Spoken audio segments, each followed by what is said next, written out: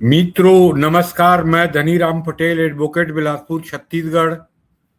और आज चर्चा करेंगे जापान के प्रधानमंत्री सनाए ताकाइची के 3 दिवसीय भारत यात्रा और 129 MOU और अगले 10 साल में $62 बिलियन के इन्वेस्टमेंट के समझौता और रक्षा क्षेत्र में और हथियार उत्पादन के क्षेत्र में जो ऐतिहासिक समझौता हुए हैं, तो क्या एशिया में मैन्युफैक्चरिंग और इन्वेस्टमेंट डेस्टिनेशन बदल रहा है?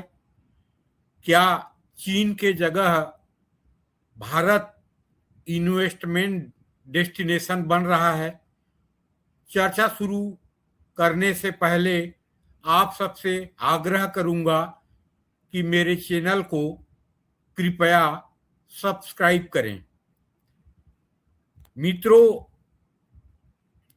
अभी प्रधानमंत्री ताकाइची 3 दिन के यात्रा के बाद जापान वापस जा रही हैं और भारत और जापान के बीच आर्थिक संबंध, राजनीतिक संबंध स्ट्रेटेजिक लेवल के सुपर स्ट्रेटेजिक लेवल पर पहुंच गया है। जितना समझौता हुआ है और इन्वेस्टमेंट के लिए जो समझौता हुए हैं, तो जापान और भारत के बीच जो पिछले 75 साल में आर्थिक और राजनीतिक संबंध रहा है, उसके बारे में पहले चर्चा करते हैं।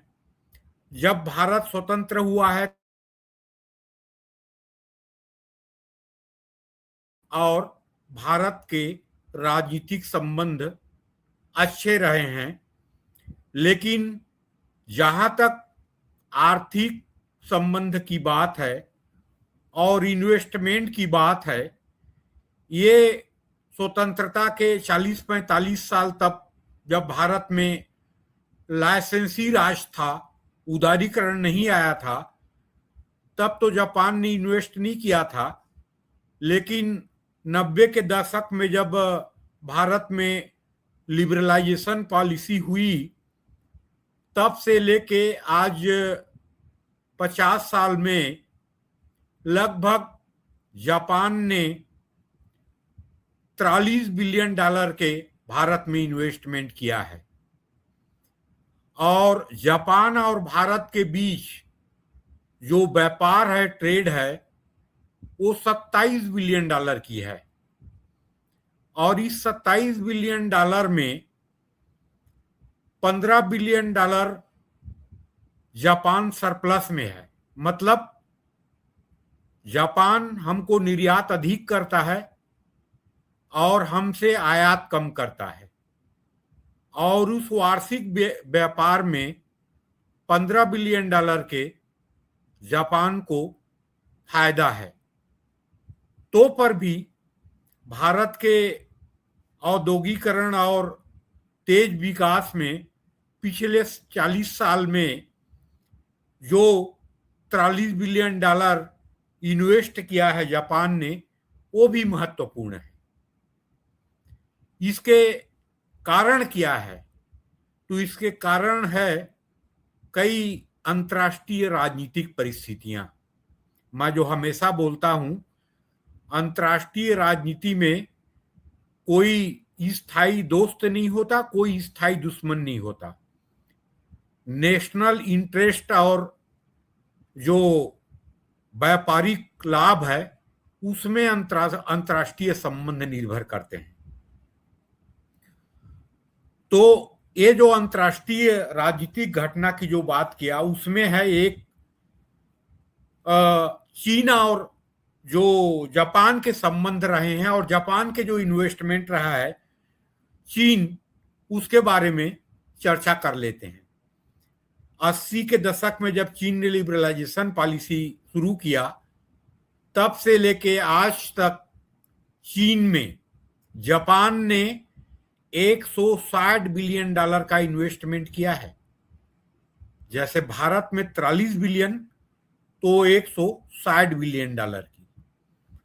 और जापान और चीन के बीच ट्रेड जो है वो $322 बिलियन की ट्रेड है वार्षिक, भारत से कई गुना अधिक।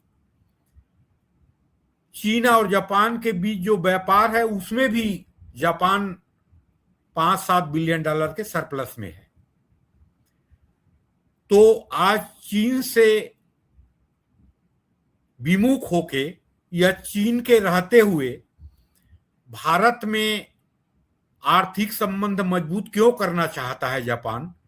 तो मैंने बताया अंतर्राष्ट्रीय राजनीति की स्थिति। अभी 6 माह पहले जब शी जिनपिंग चीन के राष्ट्रपति ने कहा कि हम ताकत के बल पे ताइवान पे कब्जा कर लेंगे, तो उस समय ताकाइची जापान के प्रधानमंत्री ने कहा था कि ताकत के बल पे अगर चीन हथियाना चाहेगा ताइवान को, तो हमको डिफेंड करना चाहिए और सामने आना चाहिए जापान को। तो जापान का भी एक ताइवान से संबंध रहा है, उसके अधीन लंबे समय तक ताइवान रहा है, कॉलोनी रहा है ताइवान जापान के। तो चीन और जापान के बीच बहुत तनाव हुआ और बयानबाजी हुई, लेकिन उनका संबंध, व्यापारिक संबंध अभी भी बहुत अधिक है। लेकिन चीन के जो हिडन एजेंडा है और उसको कहें एक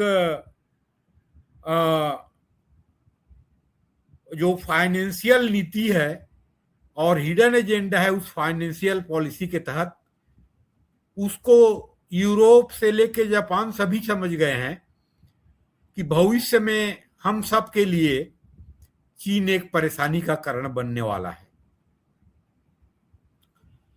और दूसरा जो एक महत्वपूर्ण कारण है अंतर्राष्ट्रीय राजनीति की, तो ट्रंप की दिशाहीन नीति। राष्ट्रपति ट्रंप ने अभी पिछले 1.5 साल में कई बार कहा कि नेटो को हम खत्म करेंगे, नेटो के जितने मेंबर हैं वो सब सुरक्षा अपना खुद करें, अब सुरक्षा की जिम्मेदारी हम नहीं लेंगे। और कनाडा से लेके जापान और स्वीडन से लेके दक्षिण अफ्रीका से लेके भारत तक सभी के खिलाफ टैरिफ लागू किया ट्रंप ने, और जापान के खिलाफ भी टैरिफ लागू किया 25%। और उसको और कई तरह के सुरक्षा एम्ब्रेला के नाम से वहां इन्वेस्टमेंट करने के लिए कहा जापान को, और जापान $500 बिलियन इन्वेस्टमेंट करने के लिए अमेरिकी दबाव में तैयार भी हो गया। लेकिन आज जापान सोचने लगा है कि हमें जो हमारी जो रणनीति है उसमें एक भारत के तरफ भी, क्योंकि भारत की जनसंख्या विश्व में सबसे अधिक है 145 करोड़, और विश्व की 5वीं नंबर की आर्थिक शक्ति है।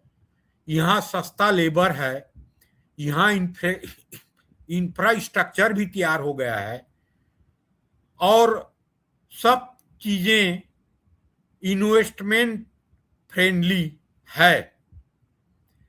तो चीन की जो नीति है उसको ध्यान में रखते हुए, साम्राज्यवादी नीति, और अमेरिका की जो दिशाहीन नीति है, तो क्यों ना हम आर्थिक और रणनीतिक और राजनीतिक साझेदारी भारत से मजबूत करें।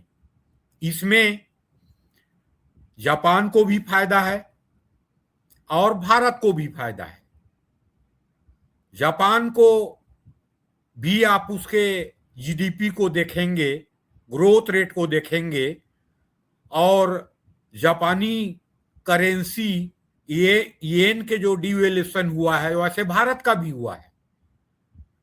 तो इसमें एक जो मैंने बताया 129 MOU कल हुआ है, $62 बिलियन के इन्वेस्टमेंट अगले 10 साल में, ये ऐतिहासिक है। और येन और रूपी में ट्रेड, मतलब जो डॉलर के सुपरमेसी है दुनिया में और डॉलर के डोमिनेंस है दुनिया में, उसको इग्नोर करते हुए ऐसे इंफ्रास्ट्रक्चर तैयार करने की बात हुई है, समझौता हुआ है कि जो भारत और जापान के व्यापार है, तो दोनों देश के करेंसी के मजबूती के लिए ये ट्रेड येन और रूपी में हो। ये ऐतिहासिक कदम है दोनों देशों के लिए। और मैंने बताया कि कोई दुनिया में दोस्त और दुश्मन नहीं होता स्थायी रूप से, नेशनल इंटरेस्ट और व्यापारिक लाभ उस पे आधारित होता है दोस्ती और दुश्मनी। जैसे अभी आपने ट्रम्प के नीति को देखा होगा, दुनिया त्रस्त है, तो अमेरिका के डॉलर के प्रभुत्व और अमेरिका जो जिस भी देश से व्यापार करता है, तो उस देश के साथ व्यापार में अमेरिका की ट्रेड सरप्लस होनी चाहिए। ये मोनोपोली अमेरिका चाहता है। तो आज जो ताकाइची का यात्रा हुआ है और ऐतिहासिक समझौते हुए हैं, और खासकर फ्यूचरिस्टिक, आर्थिक और राजनीतिक स्ट्रेटेजिक समझौते हुए हैं, इसमें जापान को तो फायदा है, लेकिन साथ ही साथ भारत को ही फायदा है। लेकिन यहां एक महत्वपूर्ण चीज और है जिसको हमें ध्यान रखना चाहिए कि किसी भी समझौता को, संबंध को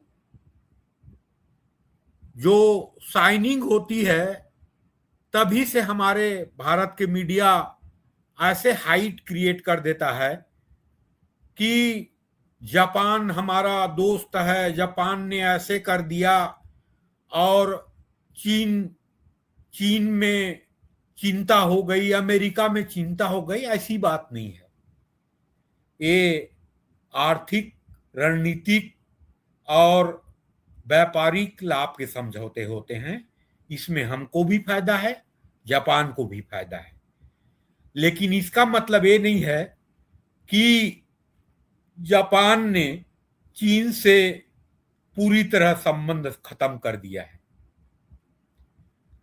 आज भी मैंने बताया कि पिछले 2025 में $322 बिलियन का ट्रेड हुआ है, जिसमें जापान की ट्रेड सरप्लस है। जापान में इन्वेस्टमेंट भारत से 4 गुना किया है जापान ने चीन में, $160 बिलियन पिछले 40 साल में। हमारे यहां तो मात्र $43 बिलियन का किया है। तो चीन के एजेंडा को ध्यान में रखते हुए भारत के विकसित राष्ट्र की संकल्पना को ध्यान में रखते हुए भारत सरकार और जापान सरकार की ये ऐतिहासिक समझौता है। और भारत के करेंसी और जापान के करेंसी रूपी और येन के मजबूती के लिए है। और दूसरी महत्वपूर्ण चीज जो फ्रेमवर्क तैयार किया जा रहा है येन और रूपी में ट्रेड करने के लिए, ये दोनों देश के करेंसी की मजबूती के लिए युगांतकारी कदम होगी। और ट्रेड जो है अभी 27 बिलियन डॉलर की दोनों देश के बीच है, तो चीन से 322 बिलियन डॉलर का ट्रेड जापान कर सकता है और अमेरिका से 328 बिलियन डॉलर के ट्रेड अगर जापान कर सकता है, तो भारत के साथ 300 बिलियन डॉलर के ट्रेड करने के लिए और 200 बिलियन डॉलर इन्वेस्टमेंट करने के लिए जापान के लिए कोई बहुत बड़ी बात नहीं है। और इससे जापान को भी फायदा है, हमको भी फायदा है। जापान के जितने भी महत्वपूर्ण कंपनी है, चाहे टोयोटा हो, होंडा हो, सोनी हो, पैनासोनिक हो, हिटाची हो, मित्सुबिशी हो, कैनन हो, निसान हो, सुजुकी हो, सभी ने यहाँ इन्वेस्टमेंट किया है पिछले 15-20 साल में। और यहाँ से चाहे टोयोटा का हो, सुजुकी का हो, होंडा के हो, कारें विदेशों में एक्सपोर्ट हो रहे हैं। तो चीन के हिडन एजेंडा को ध्यान में रखते हुए, अंतर्राष्ट्रीय राजनीतिक परिस्थितियों को ध्यान में रखते हुए और अपने व्यवसायिक हित को ध्यान में रखते हुए और भारत के सस्ते स्किल्ड लेबर और विशाल जनसंख्या, युवा संख्या और इंफ्रास्ट्रक्चर और सस्ता लेबर सबको ध्यान में रखते हुए जापान जो अभी फिलहाल 62 बिलियन डॉलर के इन्वेस्टमेंट करने की जो समझौता हुआ है, ये जापान के लिए भी लाभकारी है और हमारे लिए भी लाभकारी है। चीन आज जो मैन्युफैक्चरिंग हब बना है, जो मैं बार बार बोलता हूं, पिछले 30 साल में, तो दुनिया के मल्टीनेशनल कंपनियों के इन्वेस्टमेंट के बदौलत बनी है। लेकिन चीनी और हम में एक कमी है कि हम लोकतंत्र हैं और किसी भी स्कीम को इम्प्लीमेंट करने में लंबा समय लग जाता है। और चीन एक राजनीतिक दल की डिक्टेटरशिप गवर्नमेंट है। किसी भी योजना को इम्प्लीमेंट करने में वो जल्दी कर लेते हैं। हालांकि भविष्यलक्षी क्या परिणाम होगा उसको तो कहा नहीं जा सकता, लेकिन चीन में जो डिसिप्लिन है और जो भी योजना को इम्प्लीमेंट होता है और इन्वेस्टमेंट फ्रेंडली जो एडमिनिस्ट्रेशन है खासकर, वो भारत में वो कमी है उसमें। यहाँ की जो बहुदलीय राजनीतिक व्यवस्था है उसके कारण। लेकिन फिर भी ये भारत और जापान के बीच जो आर्थिक रणनीतिक समझौता हुई है, ये भारत और जापान दोनों के लिए लाभकारी होगी। मित्रों नमस्कार। मेरे जो एनालिसिस है उसके बारे में आप क्या सोचते हैं, और मेरे एनालिसिस आपको जो अच्छी लगती है या मेरे को कुछ सुधार करनी चाहिए, उसके बारे में भी आप कमेंट्स करें। नमस्कार, जय हिंद।